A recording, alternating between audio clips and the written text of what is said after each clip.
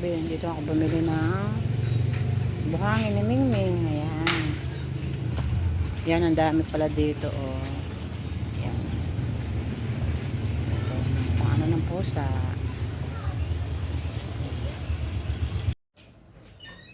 Hello, hello, mga lalab. Ayan, kamusta na kayo? Ito, may natuklasan na naman tayo. Mag-iimbento na naman tayo ng ating mga gagawing pang-ulam. Yan. Meron akong bagong recipe dito mga lala for the first time. For the first time mga lala, gagawa tayo nitong pang-ulam na to dahil sa mga estudyante natin na nagbabaon sila sa school. Kaya ito, igagawa ko sila ng ganito. At madali lang naman lutuin to mga lalab o gawin. Easy to cook pa. At madali lang naman tong ang mga ingredients nito ay karamdaman lang na hindi naman sila kamahalan. Yan. Yan, for today's vlog mga lalab. Maggagawa tayo ng ganitong pang-ulam ni Ron at saka yung aking mga estudyante. Yung pang-ulam nila, everyday nilang pang-ulam. Kaya ito, i-share ko sa inyo mga lalab ang kung paano gumawa ng ganitong potahe. Yan. Para sa ganon din na tayo bibili sa palengke. Tayo na lang gumawa mga lala para hindi na natin kailangan maglagay ng preservative na yung yung normal lang na ingredients ang ilalagay natin. Hindi tayo gagamit ng mga preservative na pangmatagalan. Kaya ito, kung gusto nyo itong gayahin, pwede lang mga lalab. At healthy pa ang ating gagawing putahe. Itong ganitong luto. Yan. Kaya mga lalab, samahan nyo ko. Ito mga lalab, itong ating chicken. Yan. Ano yung binili? Yung ating chicken boneless. Ayan. Bumili tayo ng 1 kilo. Ito mga lalab. At igagawa natin siya for the first time. Gagawa tayo ng chicken nugget. Yan. Ang paborito ng aking mga estudyante. Mag-chicken nugget tayo mga lalab. Ito, samahan nyo ako sa aking pagluluto. Ito ang aking mga ingredients mga lalab. Meron tayong paminta. Meron tayong pampalasa, yung magic sarap. Yan, yung 2 egg. Yung ating breadcrumbs. Yan. Yung breadcrumbs natin mga lalab para talagang tunay na siya. Ibalot natin siya sa breadcrumbs. At syempre hindi nawawala yung ating all-purpose flour. Yan, yung ating harina. Yan. At syempre, gagamit din tayo ng mga salt, mga asin, para pantimpla. Pantitimpla natin mga lalab. Kaya ito, samahan nyo ako sa aking bagong tuklas na recipe. Ang ating chicken nugget. Yan. Itong ating chicken mga lalab, nilagyan natin siya ng paminta, tsaka asin, at yung magic sarap. Yan, i-marinate natin siya mga lalab. Yan, ayan, nagugas ako ng kamay. Ma-marinate muna natin siya sa paminta, para sumipsip yung lasa ng paminta at asin. Yan. Mamaya na natin nilagay, na tayo ng arena, tsaka itlog. Yun pinaka ano niya para i yun ang ibabalot natin siya dun sa arena na may nilagyan ng itlog. Yan. Bago natin siya iprito. Yan. Yan. Yatan kahit mga 30 minutes mga lalab. Ano natin. Habang ginagawa natin yung ating arena na may itlog. Yan. I-set aside muna natin to mga lala para yan. I-set aside muna natin. Ilalagay natin itong ating egg dun sa arena. Yan, ito yung ating dalawang itlog. Lagyan natin ng arena, paminta at asin. Yan. Ito yung ano natin para yan natin dun sa ating chicken nugget. Yan. Yan ang pinaka ano natin mga lalab. Yan. Para pag prito hindi siya dumidikit. Yan. Yan, ganyan. Gawin natin palaputin natin mga lalab ng ating arena. Yan.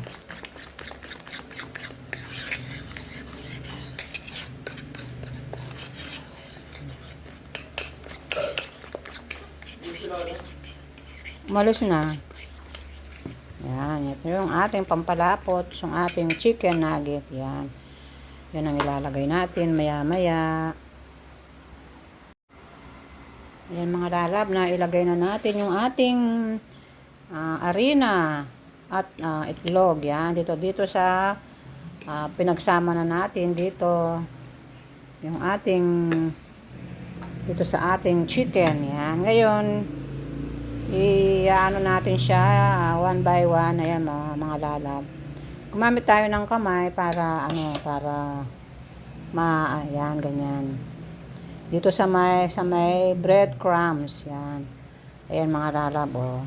Dikit na siya. Bago natin siya iprito. Yan. Ilagay muna natin siya dito one by one. Yan. Para pag lagay natin sa mainit na mantika, hindi siya didikit. Diba? Yan, yung ating breadcrumbs. Yan. O, ganun lang ang paggawa ng ating chicken nugget, mga lalab. Yan. Mamaya, ipakikita ko sa inyo yung finished product natin, kung paano natin siya iprito. Kailangan lang siya, light brown lang siya para hindi siya masunog. Yan. Yan. Ganyan lang ang paggawa ng ating chicken nugget. Yan. Para hindi na tayo bibili sa palengke. Dito na lang tayo gumawa dito sa ating bahay. Masarap ang pambaon ng mga bata. Healthy na, malinis pa ang pagkagawa, di ba? Siyempre, para sa ating pamilya, siyempre kailangan gawin natin ng malinis para hindi sila magkasakit, di ba? Yan. Ito yung ating chicken nugget, di ba? Ayun yung ating chicken nugget mga lalab, nilagay natin dito yung merong breadcrumbs. Yan. Tantay mo na yun. Yan, bago natin iprito. Yan, para bukas may pambaon si Ron. Yan. Babaon daw siya. Tsaka yung iba ko pang mga estudyante.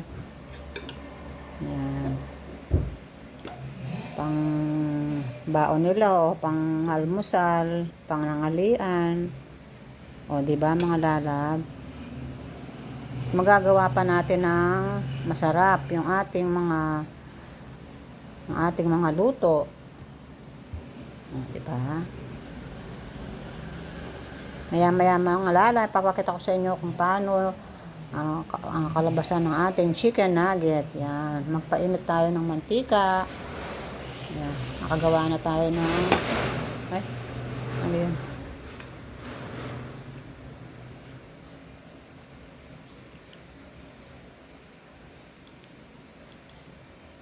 Malakas ang buhangin sa labas.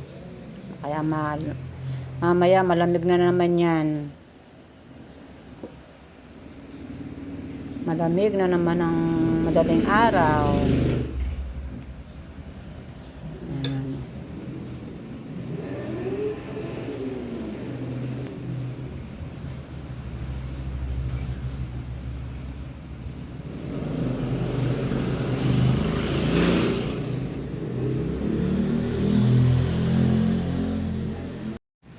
Ayan mga lalab, ito na yung ating nagawa. Ayan, dami nating nagawa. Ayan, maya-maya magpipirito na rin tayo. Ayan, ang hapunan ng ating mga estudyante. Ayan. O, diba mga lalab? O, try nyo mga lalab. Madali lang naman niluto. Ayan, ito, naka 2 layers ako dito. Para pa mga bukas, may pambaon na naman yung ating mga estudyante. Ayan. Later mamaya mga lala, samahan nyo ako sa aking pagpirito ng ating chicken nugget. Ayan mga lala, ayan o, magluluto tayo, magpiprito na tayo ng ating chicken nugget. Ito, samahan nyo ako sa aking pagluluto. Ayan.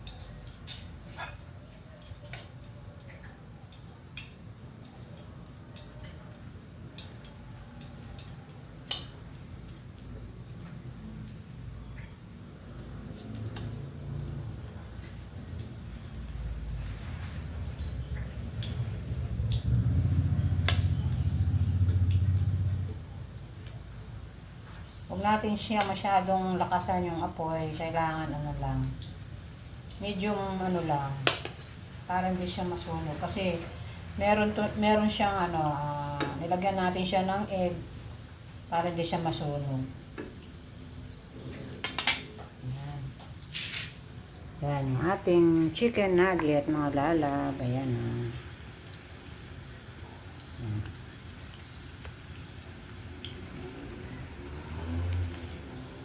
Ating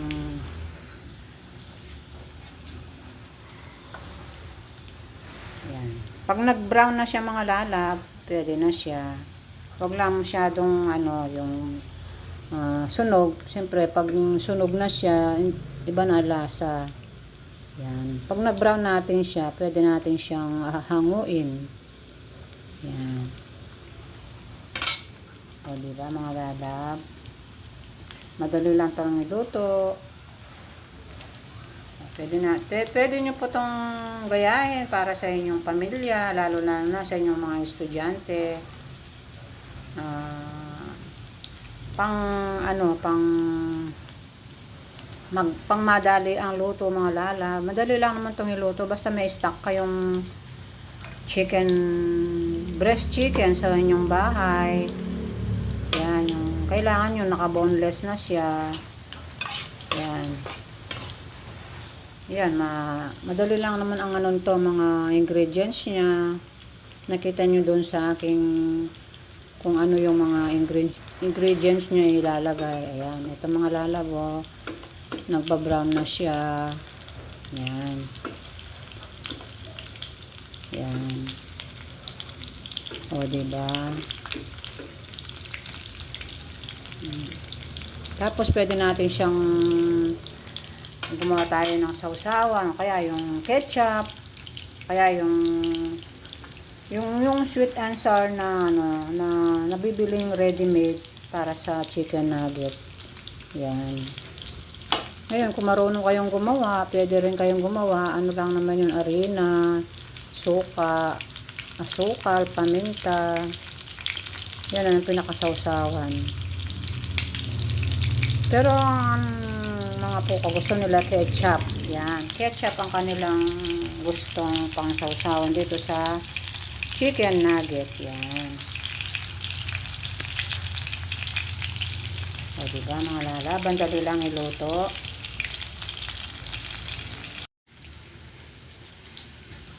Wow mga lab. Ang sarap ng aking chicken nugget. Ayan. Crispy na crispy siya. Ayan. Ayan siya oh. Ayan. Ayan pa yan. Hindi pa naluluto. Ang sarap mga lalab. Masarap pa dun sa mga nabibili sa palengke. Ito, lasang-lasa yung ating chicken. Pati ang kanyang pagka-marinade. Yan. O, luto na kayo mga lalab.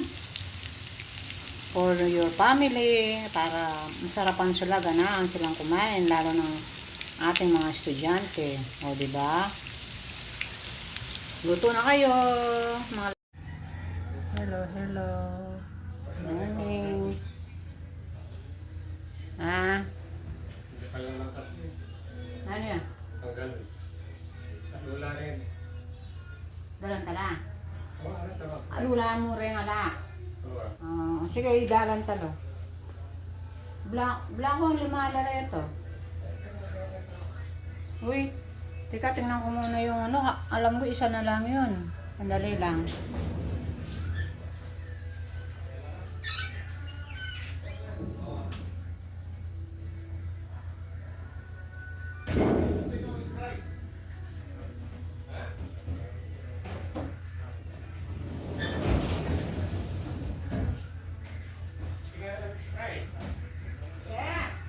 Sprite, nakati.